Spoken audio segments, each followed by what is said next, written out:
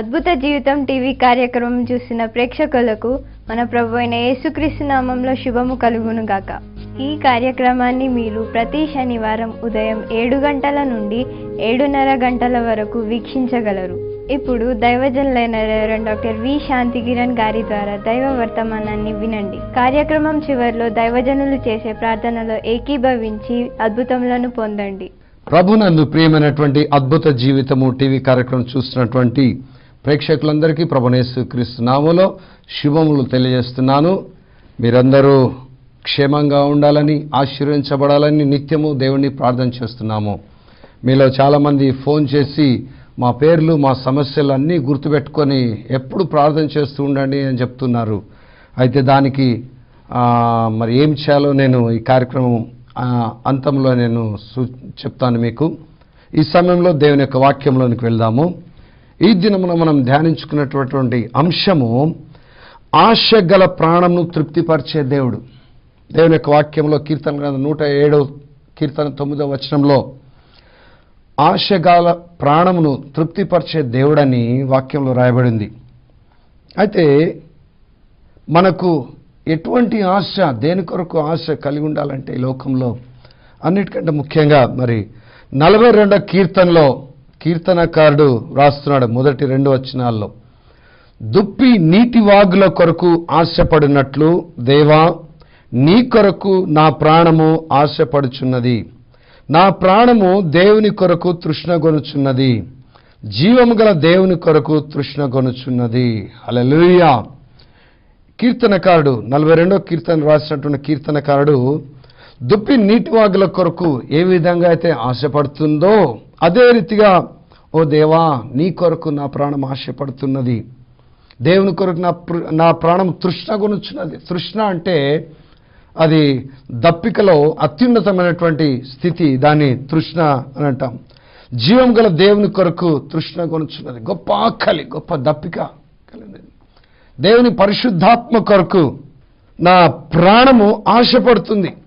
దుప్పులు నీటి వాగుల కొరకు చాలా ఆశపడుతుంటాయి. అదే రీతిగా నా ప్రాణం దేవుని ఆత్మ కొరకు ఆశపడుతుంది అని కీర్తనకారుడు సెలవిస్తున్నాడు. ఇటువంటి ఆశ మనకి కూడా కలిగి ఉన్నట్లయితే దేవుడు తప్పకుండా మనల్ని తృప్తిపరుస్తాడు. బైబిల్లో కొన్ని ఉదాహరణలు చూపిస్తాను. ఏ విధంగా దేవుని కొరకు ఆశపడినటువంటి వారు ఏ విధంగా దేవుని ఆత్మను పొందుకున్నారు, ఏ విధంగా దేవుని కొరకు గొప్ప కార్యములు చేశారు. మరి మొట్టమొదట మనం చూసినట్లయితే యెహోషువ, మోషే నాయకత్వంలో దేవుడు ఇశ్రాయేలు ఐగుప్తు దేశంలో నుండి విడిపించి ఎర్ర సముద్రం దాటించి అరణ్య ప్రయాణంలో వారిని తీసుకొస్తున్నటువంటి క్రమంలో యెహోషువ అనేటువంటి యవనస్తుడు అందరి యవనస్తులాగానే ఇతను కూడా సాధారణమైనటువంటి యవనస్తుడు. కానీ ఇతను మోషే చేస్తున్నటువంటి దేవుని కార్యములను చూసి ఈయన కూడా ఎంతో ఆశపడ్డాడు. నేను కూడా దేవుని కొరకు మరి మోషే వలె పనిచేయాలి, మోషే వలె దేవుని ఆత్మను పొందుకొని దేవుని కొరకు పనిచేయాలని గొప్ప ఆశతోటి ఎప్పుడు మోషేకు పరిచారం చేస్తూ ఉండేటటువంటి వాడు. ఇతను మనకు నిర్గమకాండం 17వ అధ్యాయము 9వ వచనం నుంచి 13వ వచనం మొట్టమొదటిసారి యెహోషువ మనకు కనబడతాడు. అమాలేకీయులు ఇశ్రాయేలును అడిగించినప్పుడు వారితో మరి ఇశ్రాయేలు యుద్ధం చేయటంలో మోషే కొండెక్కి దేవునికి ప్రార్థన చేస్తుండగా లోయలో యెహోషువ ఇశ్రాయేళ్ల సైన్యం ఏర్పరచుకొని అమాలేకీయులతో యుద్ధం చేసినటువంటి సందర్భంలో మొట్టమొదటిసారిగా మనకు యెహోషువ కనబడతాడు. ఆ తర్వాత నిర్గమకాండం 24వ అధ్యాయము మరి 12-13 వచనాల్లో మోషే దేవునితో మాట్లాడట కొరకు సీనాయి కొండ మీదకి వెళ్ళినప్పుడు యెహోషువ కూడా అతనితోటి మరి వెళ్ళినట్లుగా ఉంది. అయితే నిర్గమకాండం 32వ అధ్యాయము 15 నుంచి 17 వచనం వరకు మనం చూసినట్లయితే మోషే 40 దినములు దేవుని సన్నిధిలో గడిపి ఆయన కొండ దిగి వచ్చేంత వరకు కొండ క్రింది భాగంలో యెహోషువ 40 దినములు ఆయన కనిపెట్టుకొని ఉన్నాడు మోషే కొరకు. అక్కడ మోషే మంచిగా దేవుని సన్నిధిలో ఉన్నాడు.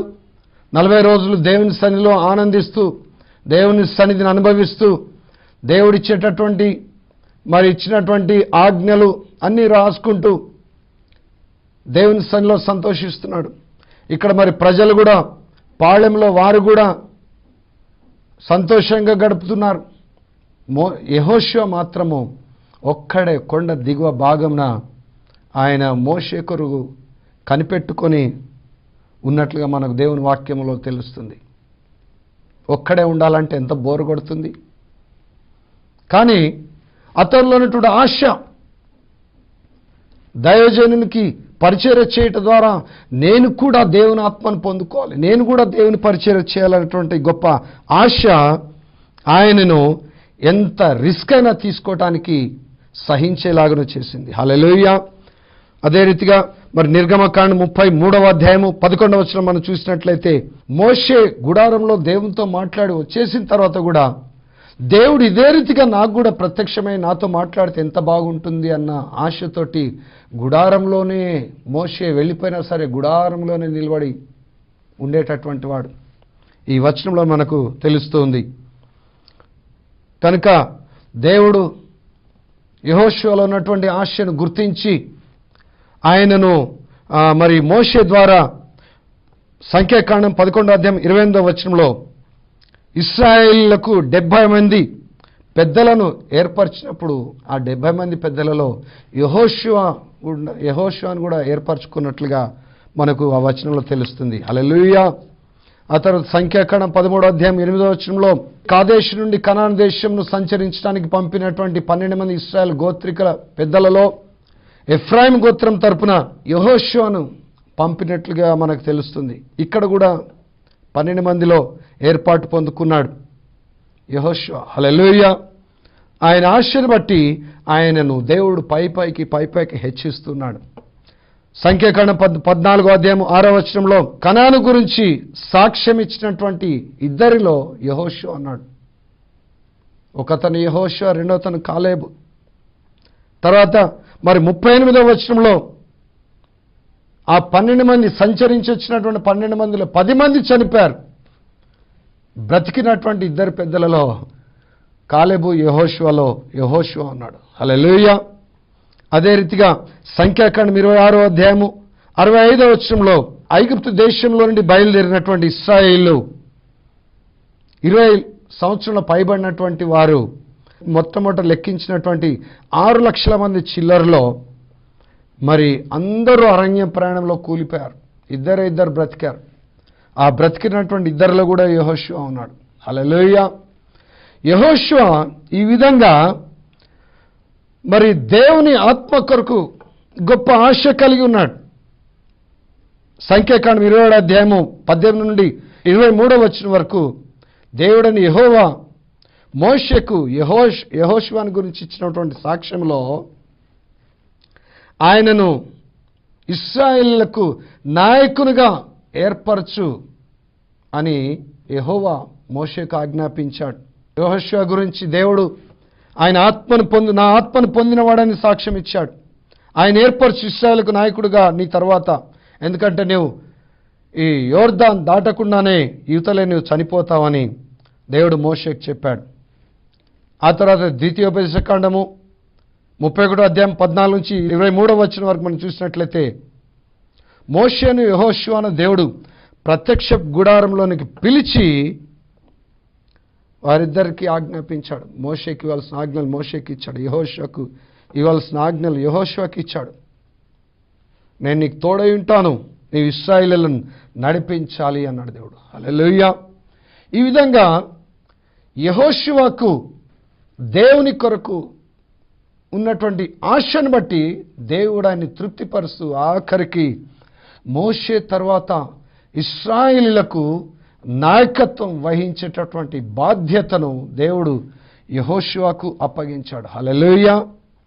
యెహోషువ దేవుని ఆత్మను పొందుకొని ఇశ్రాయేలీయులను లక్షల సంఖ్యలో ఇశ్రాయేలును నడిపించాడు, యోర్దాను దాటించాడు.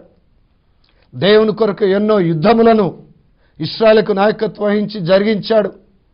యుద్ధములో ఒకసారి దేవుణ్ణి ప్రార్థించి సూర్యుని చంద్రుని కూడా ఆపివేశాడు. చూసారా, అతనిలో ఉన్నటువంటి ఆశ, దేవుని కొరకు అతనిలో ఉన్నటువంటి ఆశ అతను మోషే మీద ఉన్నటువంటి ఆత్మ కంటే రెండంతల ఆత్మ పొందుకొని అతను దేవుని యొక్క కార్యములను ఈ విధంగా జరిగించాడు. మన దేవుడు ఆశగల ప్రాణం తృప్తిపరిచే దేవుడు. రెండవ ఉదాహరణగా నేను ఎలీషాను తీసుకున్నాను. ఎలీషాను గురించి 2 రాజుల గ్రంథంలో 2వ అధ్యాయంలో 1వ వచనం నుండి, యెహోవా సుడిగాలి చేత ఏలియాను ఆకాశమునకు ఆరోహణం చేయింపబో కాలమున ఏలియాయు ఎలీషాయు కూడి గిల్గాలు నుండి వెళ్ళుచుండగా, ఏలియా, యెహోవా నన్ను బేతేలునకు పొమ్మని సెలవిచ్చినాడు గనుక నీవు దయచేసి ఇక్కడ ఉండమని ఎలీషాతో నేను. ఎలీషా, యెహోవా జీవముతోడు నీ జీవముతోడు నేను నిన్ను విడువనని చెప్పగా వారిద్దరు బేతేలునకు ప్రయాణము చేసిరి. 2వ రాజుల గ్రంథము 2వ అధ్యాయంలో దేవుడు ఏలియాను సుడిగాలి చేత పరలోకానికి తీసుకొని వెళ్ళబోయేటటువంటి కాలం సమీపించినప్పుడు ఏలియా ఎలీషాతో, దేవుడు నన్ను బేతేలుకు వెళ్ళమన్నాడు కనుక నువ్వు ఇక్కడనే ఉండు, నేను బేతేలుకు వెళ్ళి వస్తానని చెప్పినప్పుడు ఎలీషాకు తెలుసు, ఎలీషాకు ప్రత్యక్షత ఉంది. ఏలియా ఈ రోజున పరలోకానికి ఎక్కి వెళ్ళిపోబోతున్నాడన్న ప్రత్యక్షత ఎలీషాకు ఉంది. కాబట్టి అతను ఏలియాను విడవడం లేదు. ఏలియా మీద ఉన్నటువంటి ఆత్మ 2 పాళ్ళు ఆయన కావాలి అన్న ఉద్దేశంతో ఏలియాను అంటిపెట్టుకొని వెళ్తున్నాడు. యెహోవా జీవంతోడు నీ జీవంతోడు నేను నిన్ను విడవనని చెప్పాడు. ఇద్దరు కలిసి బేతేలుకు వెళ్ళారు. బేతేలుకు వెళ్ళిన తర్వాత మళ్ళీ ఏలియా ఎలీషాతో, నీవు ఇక్కడే ఉండుము, దేవుడు నన్ను ఎరికోకు పొమ్మని సెలవిచ్చాడు కనుక నేను ఎరికోకు వెళ్తాను, నువ్వు ఇక్కడే ఉండు అంటే, ఎలీషా, యెహోవా జీవంతోడు నీ జీవంతోడు నేను నిన్ను విడవను అని అక్కడ కూడా అన్నాడు. బేతేలులో కొంతమంది ప్రవక్తల శిష్యులు ఉన్నారు, ఎరికోలో కొంతమంది ప్రవక్తల శిష్యులు ఉన్నారు. వారు ఏలియాను చూసినప్పుడు ఎలీషాతో అన్నారు, ఆ స్థలంలో ఇక్కడ అన్నారు, ఏమనగా దేవుడు ఈ రోజున మీ గురువు గారిని పరలోకాన్ని తీసుకువెళ్తున్నాడని నీకు తెలుసా అన్నారు. నాకు తెలుసు, మీరు ఊరుకోండి అని అన్నాడు. నేను ఎందుకు వెంబడిస్తున్నానో మీకు తెలియదు, మీరు ఊరుకోండి అని ఎలీషా వారితో అన్నాడు. చూడండి, ప్రవక్తల శిష్యులు వారికి కూడా ప్రత్యక్షత ఉంది. ఏలియా ఈ రోజున పరలోకానికి ఎక్కి వెళ్ళిపోతున్నాడు, సుడిగాలి చేత ఆరోహణమే పరలోకానికి వెళ్ళిపోతున్న ప్రత్యక్షత వారికి కూడా ఉంది. కానీ వారు ఎలీషా ఆశపడిన రీతిగా ఏలియా మీద ఉన్నటువంటి దేవుని ఆత్మ కొరకు వారు ఏమాత్రం ఆశపడటం లేదు. ఎలీషా మాత్రం గొప్ప ఆశతో ఏలియాను వెంబడిస్తూ ఉన్నాడు.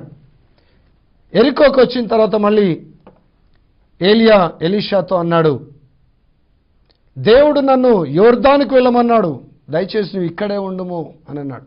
అప్పుడు ఎలీషా అన్నాడు, యెహోవా జీవంతోడు నీ జీవంతోడు నేను నిన్ను విడవను అన్నాడు. అక్కడ కూడా కొంతమంది ప్రవక్తల శిష్యులు ఉన్నారు, వారికి కూడా ప్రత్యక్షత ఉంది. ఏలియా ఈ రోజున పరలోకానికి ఉన్నాడన్న సంగతి వారికి కూడా తెలుసు. కానీ ఎలీషాలో ఉన్నటువంటి ఆశ వారిలో లేదు. ఏలియాను వెంబడించి ఆయన మీద ఉన్నటువంటి ఆత్మను పొందుకుందాము అన్నటువంటి ఆశ వారిలో ఎవరిలో ఏమాత్రం లేదు. వారు ఎలీషాతోటి, మీ గురువు గారు ఈ రోజున పరలోకానికి వెళ్ళిపోతున్నాడు, నీకు తెలుసా అంటే, నాకు తెలుసు, మీరు ఊరుకోండి అని ఎలీషా అన్నాడు. వారు వెళుతున్నప్పుడు యోర్దాను నది అడ్డం వచ్చింది. అడ్డం వచ్చినప్పుడు